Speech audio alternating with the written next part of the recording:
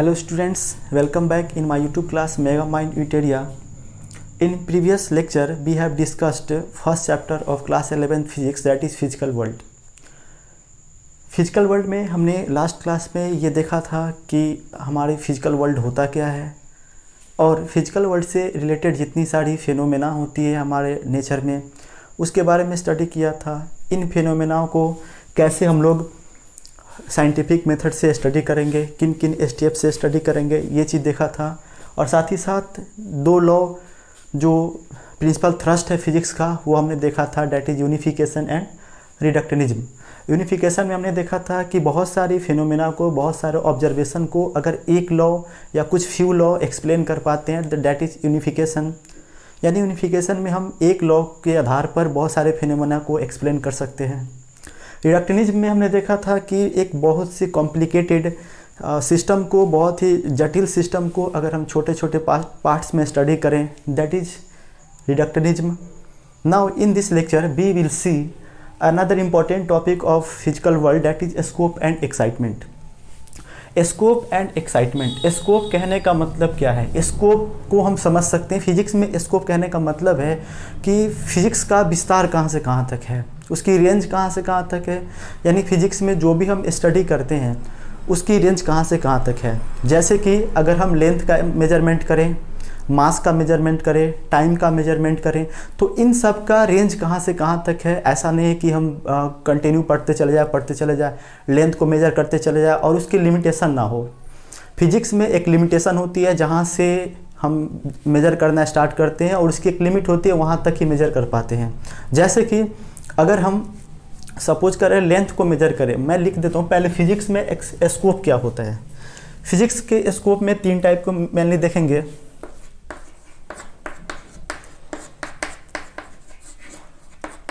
Scope of physics में एक चीज़ तो देखते हैं बच्चों, फर्स्ट इसमें date is length.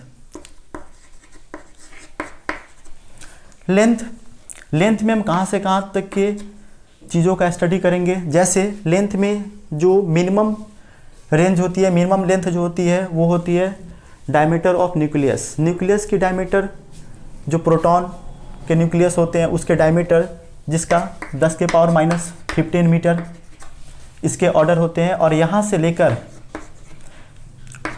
10 to the power length कहाँ तक हम स्टडी करते हैं, तो 10 टू द पावर 26 मीटर। यानी कि जो लेंथ होती है वो minimum length 10 to the power -15 metre होता है और जो मैक्सिमम लेंथ होता है वो 10 टू द पावर 26 मीटर होता है। तो लेंथ के बेसिस पे देखें तो स्कोप ऑफ फिजिक्स लेंथ के बेसिस पे हो जाएगा 10 टू द पावर -15 मीटर से 10 के पावर 26 मीटर के बीच में हो जाएगी। ये हमारा लेंथ का स्कोप हो गया।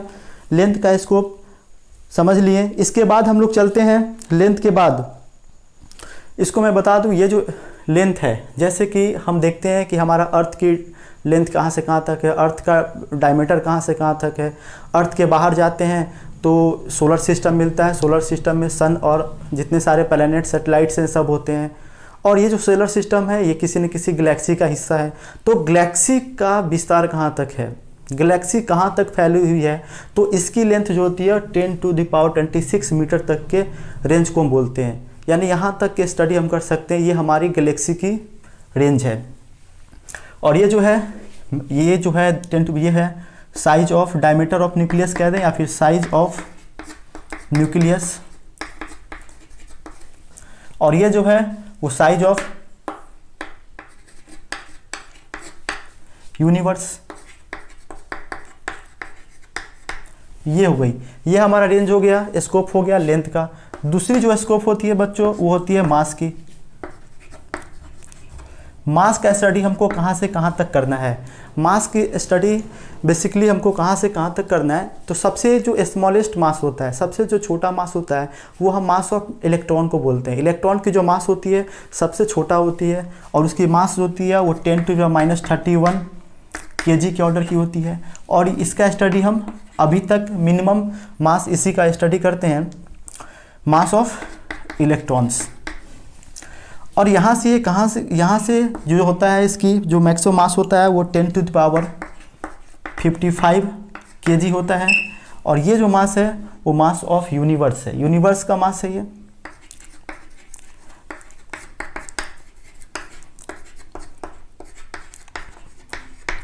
तो यहाँ तक हमने स्टडी किया मास की जो हमारी रेंज होती है, स्कोप जो होती है वो 10⁻³ kg से लेकर 10⁵ kg के बीच होती है। यानी मास ऑफ इलेक्ट्रॉन सबसे छोटा मास हम पढ़ते हैं, और मास ऑफ यूनिवर्स जो 10⁵ kg है, ये हम सबसे बड़ी मास का स्टडी अपने स्कोप ऑफ फिजिक्स के अंदर करते हैं। तीसरी जो पॉइंट इसमें आती है वो है टाइम। अब देखना है टाइम का स्टडी कितना कहाँ से कहाँ तक करते हैं। तो टाइम की जो स्टडी है बच्चों वो हम 10⁻22 सेकेंड, 10⁻22 सेकेंड से लेकर 10⁻18 सेकेंड, 18 सेकेंड के बीच के समय को स्टडी करते हैं। यानी 10⁻22 सेकेंड से लेकर 10⁻18 सेकेंड के बीच के टाइम को हम पूरे फिजिक्स में स्टडी करते हैं। अब ये समय क्या होता है 10⁻22 सेकेंड, ये जो है, ये जो टाइम है वो एक इलेक्ट्रोमैग्नेटिक रेज का एक नाभिक को क्रॉस करने में, नाभिक से इलेक्ट्रोमैग्नेटिक रेज के क्रॉस करने में जो समय लगता है, यानी टाइम elapsed to cross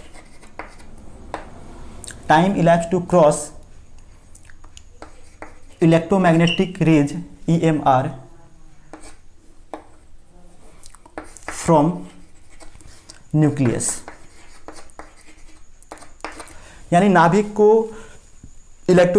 से इलेक्ट्रोमैग्नेटिक रेज को क्रॉस करने में जितना समय लगता है वो है 10⁻22 सेकेंड। ये टाइम क्या होता है 10⁻18 सेकेंड। तो यह जो टाइम है ये हमारा लाइफ है, यूनिवर्स की लाइफ है, लाइफ ऑफ द यूनिवर्स।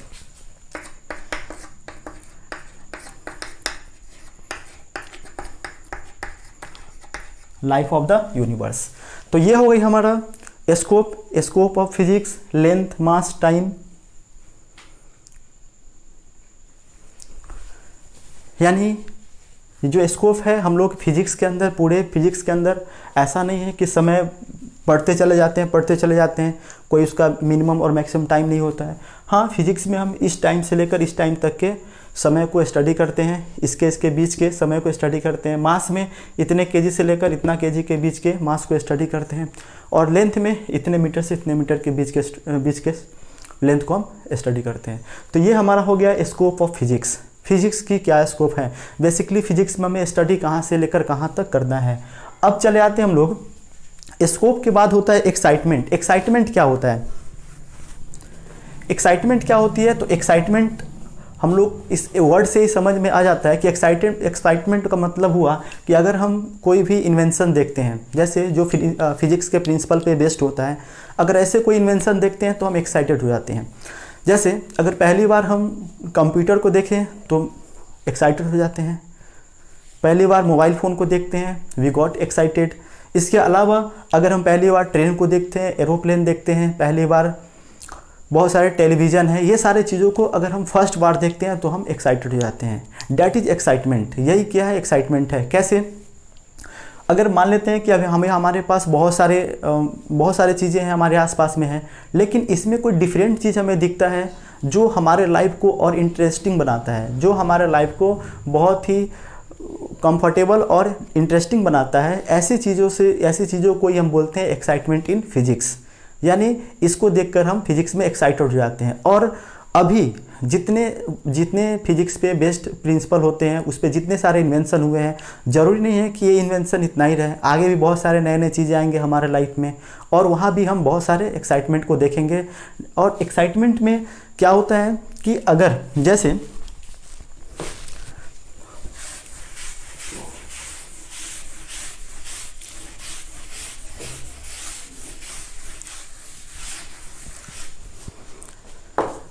देखिए, जैसे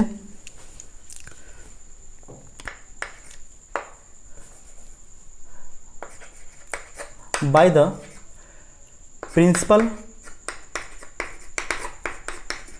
principle of physics,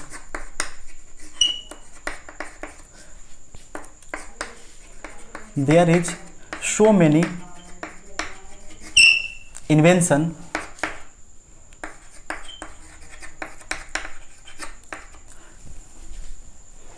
By the principle of physics, there is so many invention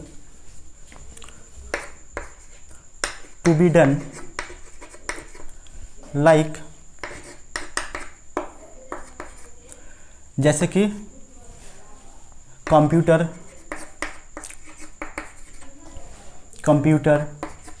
television, mobiles, computer, television, mobile, microscope,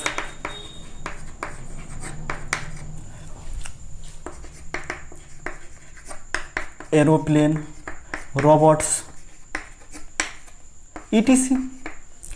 By the principle of physics, there is so many inventions to be done, like computer, television, mobile phones, microscope, aeroplane, robots, etc.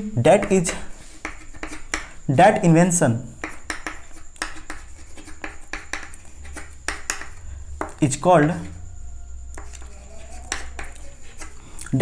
is called excitement in physics.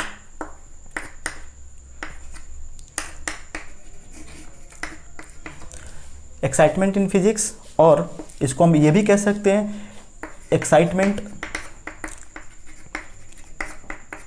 In our life. इसको हम अपने life में excitement भी कह सकते हैं या फिर फिजिक्स में एक्साइटमेंट भी कह सकते हैं। और यह जो एक्साइटमेंट होती है यह हमारे लाइफ को इंटरेस्टिंग बनाता है। आपको पता है कि ये सारी चीज़ें जब हमारे लाइफ में पहली बार आता है तो हम बहुत ही एक्साइटेड हो जाते हैं। अभी हम लोग बहुत सारे चीज़ें देखते हैं, सिनेमा घर देखते हैं, वहाँ पे मूवीज़ देखते हैं, बहुत सारी चीज़ों को करते हैं। एक जगह से दूसरे जगह जाना हो तो एरोप्लेन का यूज़ करते हैं, ट्रेन का यूज़ करते हैं, बस का यूज़ करते हैं। ये सारे चीज़ हमारे कामों को आसान कर देता है और इसलिए ये सब हमारे लाइफ में क्या है, एक एक्साइटमेंट ही है। तो स्कोप एंड एक्साइटमेंट ये हमारा था फिजिक्स में, एक स्कोप क्या होता है और उसकी एक्साइटमेंट क्या होती है। अब हम देखते हैं फिजिक्स के अंदर क्या फिजिक्स अकेला सब्जेक्ट है या फिजिक्स का रिलेशन किसी साइंस के दूसरे ब्रांच से भी है। तो हाँ, फिजिक्स का रिलेशन साइंस के बहुत सारे ब्रांचेज हैं जिसमें फिजिक्स होते हैं, जिसमें फिजिक्स की इक्वेशंस होते हैं, फिजिक्स के लॉज होते हैं, फिजिक्स की फेनोमेनाज होती है। और वो जो सब्जेक्ट है, वो जो साइंस की ब्रांचेज है, वो फिजिक्स के अभाव में, फिजिक्स के बिना अधूरा है। तो इसे देखते हैं कौन कौन से ऐसे ब्रांचेज है जो फिजिक्स, जिसका रिलेशन फिजिक्स से है।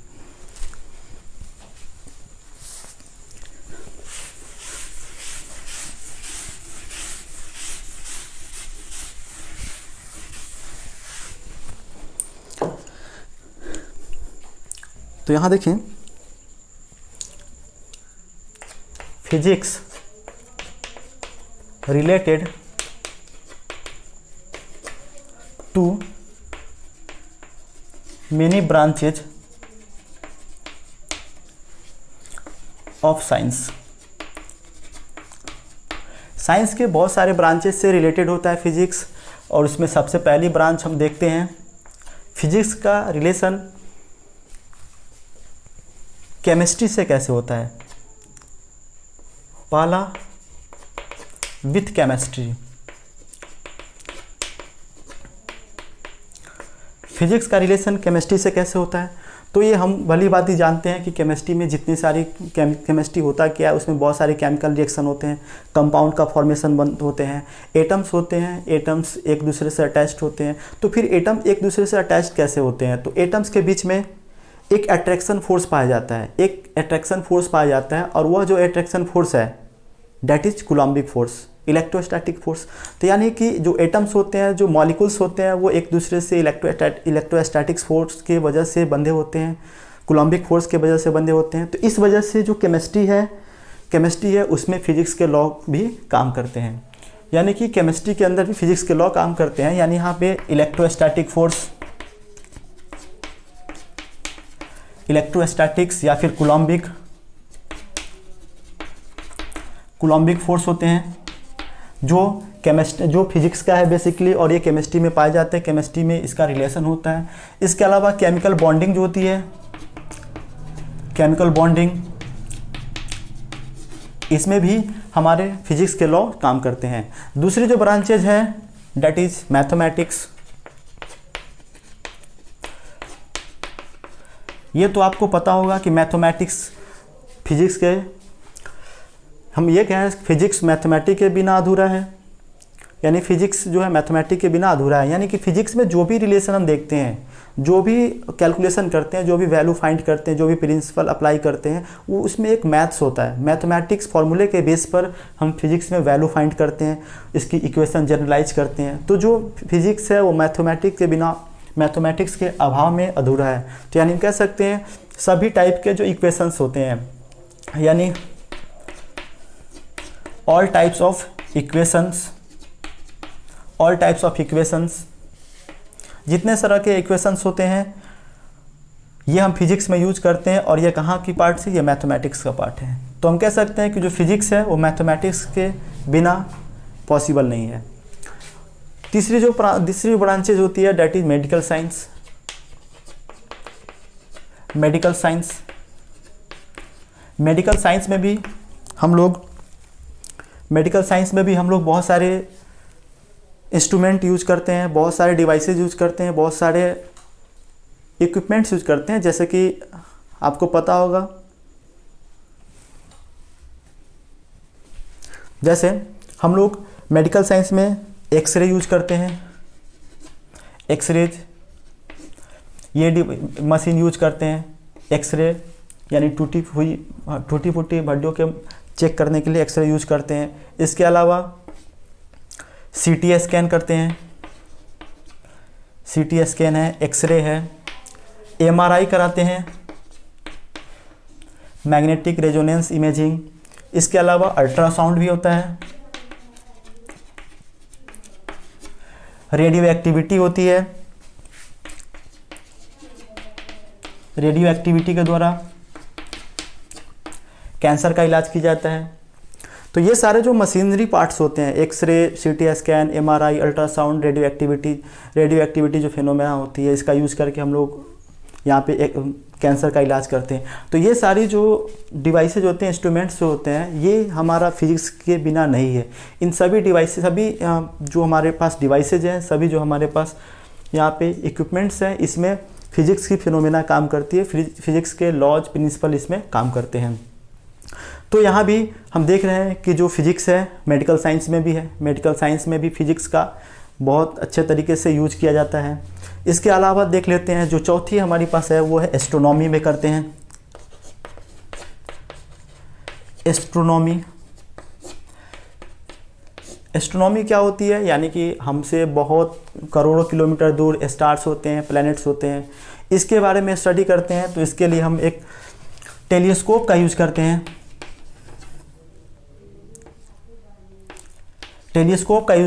इन टेलीस्कोप की सहायता से हम लोग हमसे जो करोड़ों किलोमीटर दूर है, जो स्टार्स है, प्लैनेट है, उसको हम देखते हैं। और टेलीस्कोप फिजिक्स के प्रिंसिपल पे बेस्ड होता है, इसके अलावा भी बहुत सारे साइंसेज होते हैं, बहुत सारी ब्रांचेज होते हैं, एग्रीकल्चर साइंस होते हैं, ओशियोनोग्राफी होती है, जियोलॉजी होते हैं। इन सभी जगह पे भी हम फिजिक्स की बहुत सारी प्रिंसिपल को यूज करते हैं। फिजिक्स के प्रिंसिपल का यूज करके हम बहुत सारे डिवाइस तैयार करते हैं, बहुत सारे यंत्र तैयार करते हैं, मशीन्स तैयार करते हैं, और उसका यूज हम लोग अपने डेली लाइफ में करते हैं। तो हम यहाँ बता सकते हैं, कह सकते हैं कि जो फिजिक्स है वो साइंस के हर ब्रांच में है। साइंस की सारी ब्रांचेज फिजिक्स के अभाव में कुछ भी नहीं है, यानी फिजिक्स बेसिक इन सभी में मौजूद है, सारे ब्रांचों में मौजूद है। अब हम देखते हैं जो फिजिक्स का रिलेशन ये हो गया सब्जेक्ट के साथ, अन्य साइंस के सब्जेक्ट के साथ।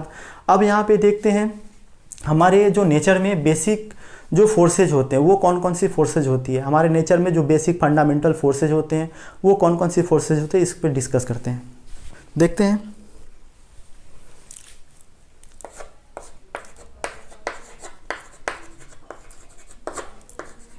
फंडामेंटल फोर्सेज इन नेचर, इस चीज को जरा गौर करेंगे। यहाँ पे फंडामेंटल फोर्सेज इन नेचर क्या होता है। फंडामेंटल फोर्स, हमारे नेचर में बहुत सारे फोर्सेज होते हैं, आपने इसको नोटिस किया होगा, बहुत सारे फोर्सेज होते हैं। जैसे हम किसी बॉडी को धक्का देते हैं तो वहाँ अपनी मांसपेशियों से धक्का देते हैं, डैट इज मस्कुलर फोर्स। कहीं पे चार्जेज है तो चार्ज एक दूसरे को फोर्स लगाते हैं, that is electrical force. Magnet है, दो मैग्नेट के बीच में अट्रैक्शन रिपल्सन देखने को मिलता है, डैट इज मैग्नेटिक फोर्स। यहाँ पे एक जब हम चलते हैं या कोई वर्क करते हैं तो हमारे सरफेस और हमारे पैरों के बीच में एक फोर्स काम करता है, that is frictional force. Viscous force होते हैं, यानी कि हम जब कोई लिक्विड किसी सरफेस पे ऊपर उठता है तो उन सरफेस और लिक्विड के बीच में जो फोर्स लगता है डैट इज़ विस्कस फोर्स। इसके अलावा एक डोरी जो होती है उसमें अगर कोई तनाव होता है, डोरी में अगर तनाव होती है तो हम कह सकते हैं टेंशनल फोर्स काम कर रहा है, वायोंसी फोर्स काम कर रहा है। ये सब बहुत टाइप के फोर्स हमारे नेचर में होते हैं। लेकिन क्या ये हमारा फोर्स जो है वो फंडामेंटल फोर्स है? नहीं। हमारा फंडामेंटल फोर्स जो होता है वो मेनली 4 होते हैं, 4 फोर्स होते हैं और इसी फंडामेंटल फोर्स से बाकी सब फोर्स को एक्सप्लेन कर दिया जाता है। तो 4 फंडामेंटल फोर्स कौन कौन से होते हैं उसको हम देख लेते हैं पहले। एक तो ग्रेविटेशनल फोर्स होते हैं,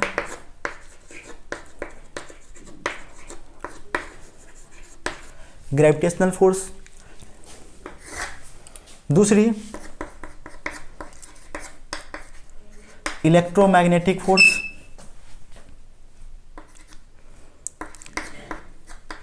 इलेक्ट्रोमैग्नेटिक फोर्स। तीसरा जो है strong nuclear force.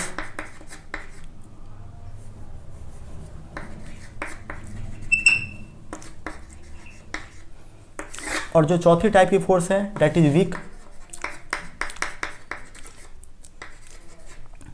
Nuclear force. ये 4 टाइप की फोर्सेज होती है हमारे नेचर में बेसिकली। इन चारों फोर्स की अपनी अलग अलग इम्पोर्टेंस है। जैसे ग्रेविटेशनल फोर्स है, हम नेचर में देखते हैं कोई भी चीज़ ऊपर फेंकते हैं तो नीचे चली जाती है। एक बॉडी दूसरी बॉडी के कांटेक्ट में आता है तो उसके चारों तरफ चक्कर लगाने लगता है। जैसे सन के चारों ओर अर्थ चक्कर लगाता है, अर्थ के चारों ओर मून चक्कर लगाता है। यानी सारे प्लैनेट्स होते हैं सन के चारों ओर चक्कर लगाते हैं और प्लैनेट के चारों ओर सैटेलाइट चक्कर लगाता है। ऊपर से कोई चीज़ फेंकी नीचे चली जाती है, कोई वस्तु ऊपर फेंकते हैं तो नीचे चली जाती है। तो ये सारे चीज़ों को हम देखते हैं, ये सब ग्रेविटेशनल फोर्स की वजह से होती है। तो ग्रेविटेशनल फोर्स जो होता है नेचर में वो सबसे ज़्यादा कॉमन सा फोर्स है। और ये जो फोर्स है एक प्रकार का लॉन्ग रेंज फोर्स है। लॉन्ग रेंज मतलब बहुत दूर तक ये काम करता है। जैसे ग्रेविटेशनल फोर्स कहाँ कहाँ काम करता है अभी हमने डिस्कस किया इसको। ये जो फोर्स होती है डेट इज, ये जो होता है लॉन्ग रेंज फोर्स होते हैं। Long range force.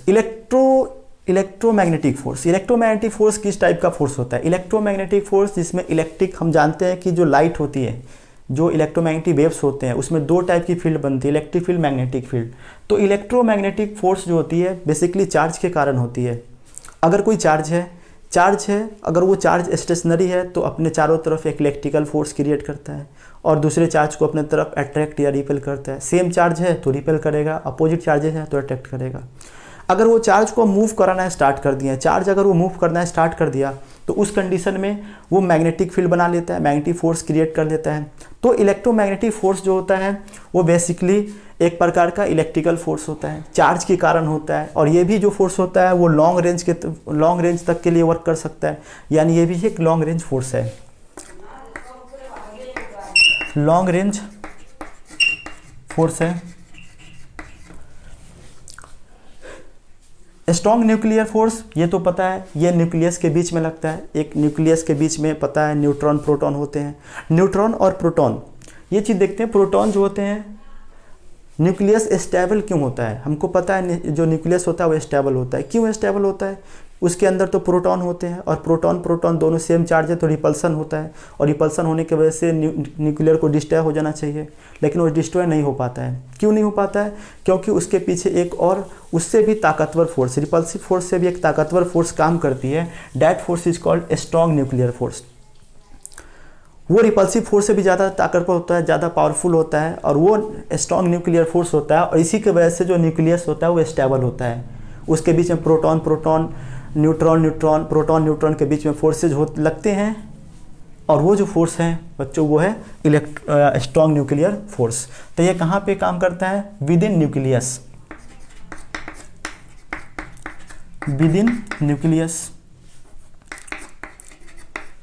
ये भी न्यूक्लियस में लगने वाला फोर्स है, वीक न्यूक्लियस फोर्स, लेकिन ये वीकर होता है। ये भी विद इन,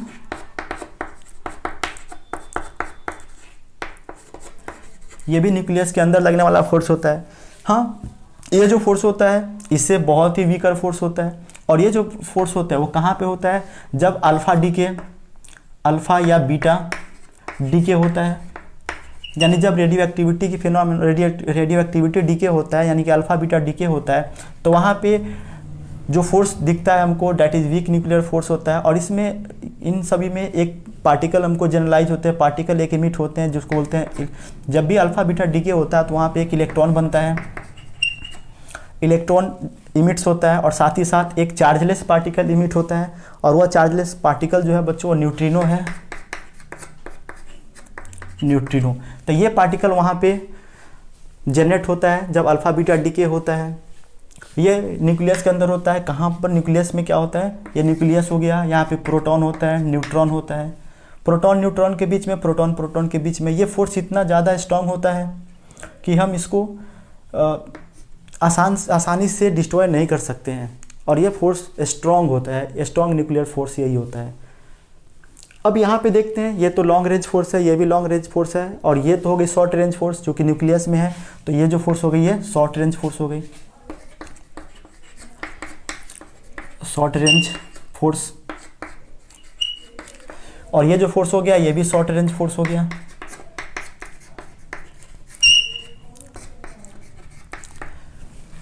दूसरी प्रॉपर्टी देखते हैं यहाँ पे, सेकंड जो प्रॉपर्टी है हमारी, ये जो प्रॉपर्टी सेकंड प्रॉपर्टी है, जो ग्रेविटेशनल फोर्स होता है वो सिर्फ ग्रेविटेशनल फोर्स से वस्तु को सिर्फ अपनी ओर खींचता है, यानी कि ये इस फोर्स के कारण, ग्रेविटेशनल फोर्स के कारण बॉडी जो होती है, एक छोटी मास वाली बॉडी हमेशा बड़ी मास की तरफ खिंचाती है, यानी खींच जाती है।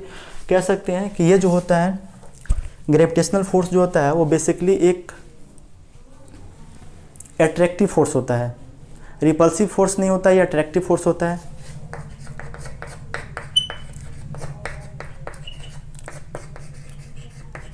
अट्रैक्टिव फोर्स होता है। और जो इलेक्ट्रोमैग्नेटिक फोर्स होता है ये अट्रैक्टिव और रिपल्सिव दोनों होता है, क्योंकि यहाँ पे चार्ज होते हैं, चार्ज, और तो आपको बताया गया होगा कि चार्ज के कारण यहाँ पे फोर्स एक जनरेट होती है, that is Coulombic force, electrostatic force. और यहाँ पे ये जो होगा अट्रैक्टिव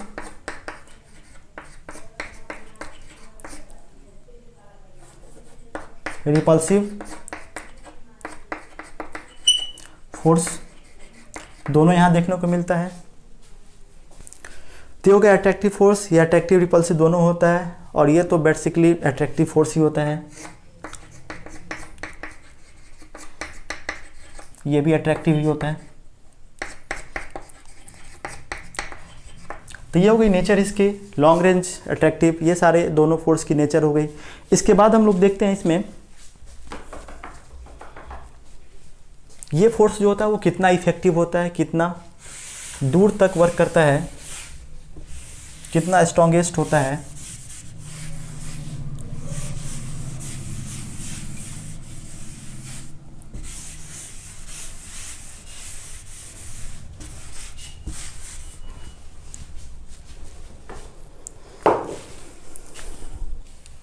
इसकी स्ट्रेंथ होती है, ये वीक फोर्स होता है।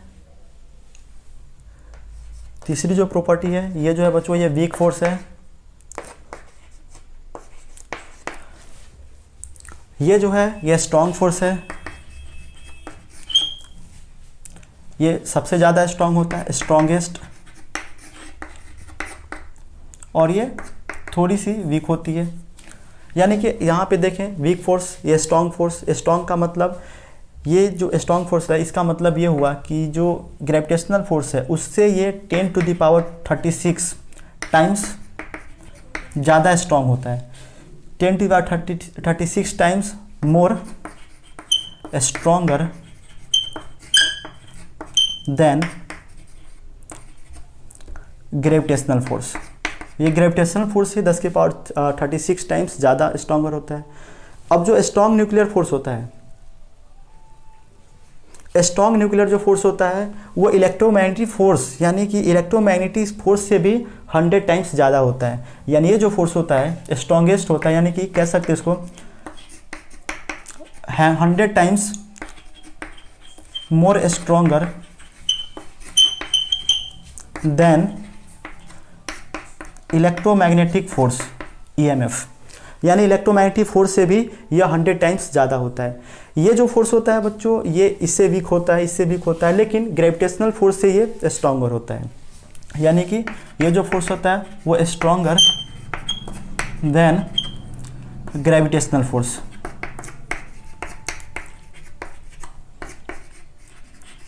ग्रेविटेशनल फोर्स से ये स्ट्रॉन्गर होता है, और ये तो वीकर फोर्स होता है, सबसे वीकेस्ट फोर्स होता है कह सकते हैं। जैसे अगर हम देखें हर बॉडी पे ग्रेविटेशनल फोर्स काम करता है, तो ग्रेविटेशनल फोर्स काम करता है हर बॉडी पे, हमारे इस चौक पे भी करता है, चौक में जो डस्ट होता है इस पे भी करता है ग्रेविटेशनल फोर्स। तो जब इस चौक से हम बोर्ड पे लिखते हैं तो इसके जो पार्टिकल्स है वो नीचे गिर जाना चाहिए, क्योंकि ग्रेविटेशनल फोर्स काम करता है। फिर इसमें स्टिक क्यों कर गया? तो आंसर है कि इसका जो फोर्स होती है, जो इलेक्ट्रोमैग्नेटिक फोर्स जो होता है, इलेक्ट्रोमैग्नेटिक फोर्स जो होता है वो ग्रेविटेशनल फोर्स से इतने टाइम्स मोर स्ट्रॉन्गर होता है, यानी इतने टाइम्स ज़्यादा स्ट्रॉन्ग होता है। इस वजह से क्या होती है, पार्टिकल इसमें स्टिक कर जाता है।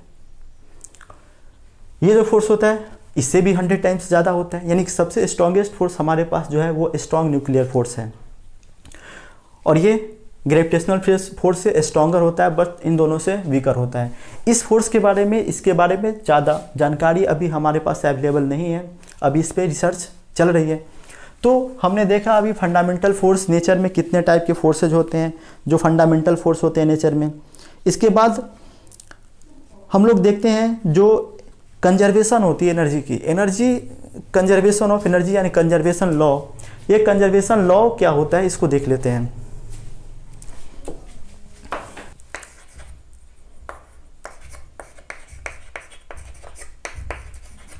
कंजर्वेशन लॉ, कंजर्वेशन लॉ में हम लोग देखेंगे कंजर्वेशन ऑफ एनर्जी होती है,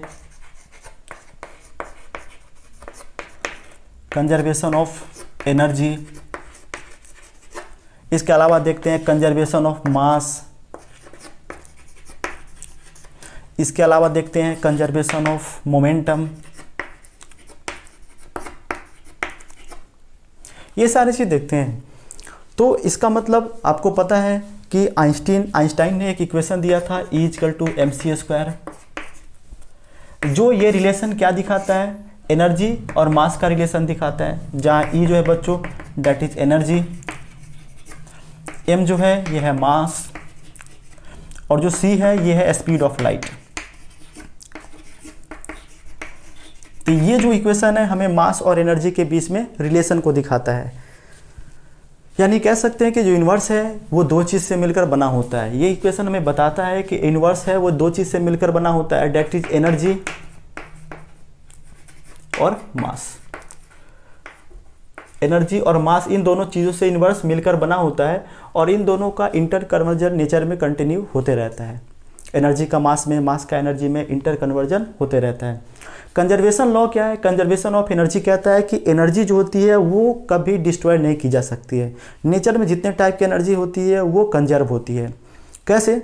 एक एग्जांपल को देख लेते हैं। जैसे मैंने इससे पहले वाले वीडियो में डिस्कस किया था कि जब हम एक कोल को बर्न करा के इलेक्ट्रिसिटी जनरेट करते हैं तो वहाँ पे एनर्जी कैसे ट्रांसफॉर्म होते हैं। जैसे हमने कोल को जलाते हैं, सबसे पहले कोल जलता है तो ऑक्सीजन के साथ रिएक्शन करके केमिकल रिएक्शन उसके बीच में होती है, और वो केमिकल एनर्जी को प्रोड्यूस करता है। उस केमिकल एनर्जी का यूज करके हम लोग वाटर को गर्म करते हैं, यानी कि हीट करते हैं। केमिकल एनर्जी के कारण हीट प्रोड्यूस होता है, और हीट के कारण हम क्या करते हैं, हीट का यूज करके वाटर को गर्म कराते हैं, और हीट के कारण वाटर गर्म होती है और वो वाटर वेपर बनता है, और वो टरबाइन को चलाता है। और टरबाइन से, एक टरबाइन जब चलता है तो उसके पास एक मैकेनिकल एनर्जी आ जाती है। तो हम कह सकते हैं जो हीट एनर्जी बना वो मैकेनिकल एनर्जी में कन्वर्ट हो गया। उसके बाद जो मैकेनिकल एनर्जी होती है वो टरबाइन को चलाती है। टरबाइन को चलाने के कारण क्या होता है, उसमें मैग्नेटिक फ्लक्स में चेंज होने की वजह से इलेक्ट्रिसिटी प्रोड्यूस हो जाती है। तो वो जो मैकेनिकल एनर्जी था बच्चों वो इलेक्ट्रिकल एनर्जी में कन्वर्ट हो गया। उस इलेक्ट्रिकल एनर्जी को हम लोग अपने घरों तक ले आते हैं और बल्ब जलाते हैं, तो इलेक्ट्रिकल एनर्जी लाइट एनर्जी में कन्वर्ट हो गया। और उसके बाद लाइट क्या होता है, रेडिएशन बन के निकल जाता है, रेडिएशन बन के बाहर चला जाता है, रेडिएटेड एनर्जी हो जाती है वो। तो इस तरह हम कह सकते हैं कि केमिकल रिएक्शन के वजह से जो केमिकल एनर्जी बना वो हमारे पास नेचर में अभी भी कंजर्व है। किस फॉर्म में? रेडिएटेड एनर्जी के फॉर्म में। वो हमारे नेचर में, हाँ उसका form time to time change होते गया। केमिकल से हीट बना, हीट से मैकेनिकल बना, मैकेनिकल से इलेक्ट्रिकल बना, इलेक्ट्रिकल से लाइट एनर्जी बना, लाइट से फिर रेडिएटेड बना।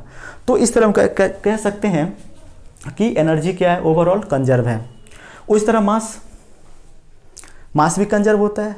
जैसे हम लोग केमिकल रिएक्शन में देखते हैं, रिएक्टेंट प्रोडक्ट बनाता है, रिएक्टेंट की जो मास होती है प्रोडक्ट के मास के इक्वल होता है। एक मास टूटता है तो दूसरा मास बन जाता है। तो उस तरह के मास भी कंजर्व होते हैं, मोमेंटम भी कंजर्व होते हैं। मोमेंटम, इसको हम लोग इस चैप्टर में डिस्कस भी करेंगे, इस क्लास 11th में डिस्कस करेंगे कंजर्वेशन ऑफ मोमेंटम क्या होता है। वहाँ पे इस चीज़ को हम डिस्कस कर लेंगे कि मोमेंटम भी कैसे कंजर्व होती है।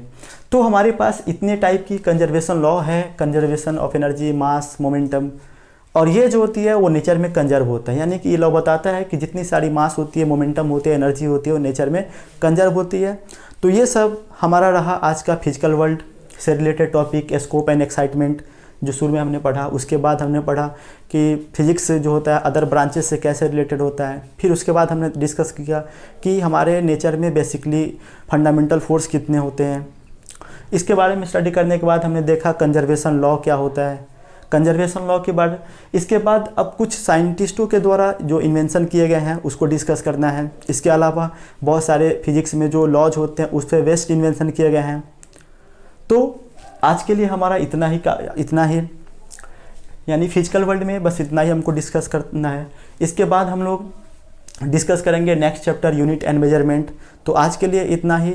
बच्चों, अगर ये हमारा वीडियो आपको पसंद आए तो प्लीज़ इसे शेयर करें, लाइक करें, सब्सक्राइब करें, और हाँ, जो बेल का बटन है उसे ज़रूर दबा दें ताकि जो भी हमारा नेक्स्ट वीडियो अपलोड हो आपके पास पहुंच जाए।